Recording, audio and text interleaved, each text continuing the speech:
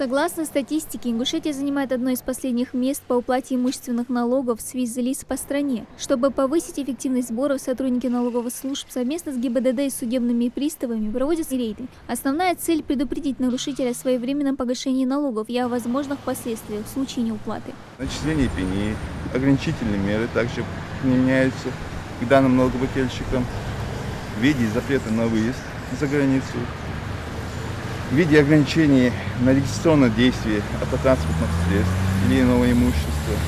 А также, если материал находится на исполнении услуги судебных приставов, соответственно, приставы уже начисляют исполнительный сбор.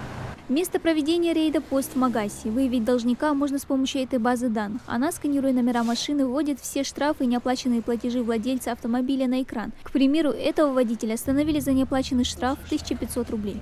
В Магасе, да? Магас, стоит неоплаченный штраф. Принес квитанции, отдан, сумма.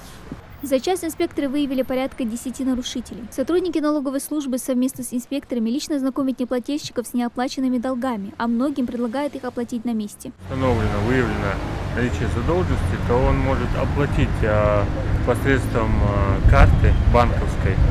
Здесь такая возможность предусмотрена. Далее он может оплатить через Сбербанк онлайн, если у него на телефоне, к примеру, приложение установлено. В случае, если у налогоплательщика есть наличные денежные средства, то здесь, в ближайшем отделении Сбербанка, есть возможность оплатить наличными денежными средствами. Масса, в принципе, способов масса для оплаты, в том числе и предусмотрено здесь. Бывают случаи, когда должник попросту не знает о неуплате, которую просрочил. По словам руководителя налоговой службы, проверить свою задолженность в век информационных технологий несложно.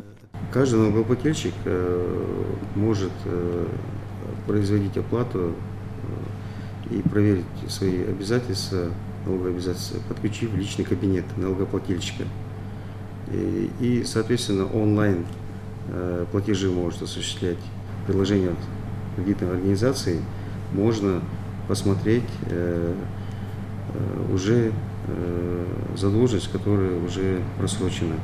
Такие рейды будут проводиться сотрудниками налоговых служб совместно с ГИБДД и дорожными приставами до конца года. Рейдовые мероприятия – один из важнейших способов повышения эффективности взыскания задолженности в рамках исполнительных производств. А насколько они продуктивны, покажет время. Дана Плиева, Магомед Даскиев, Новости 24.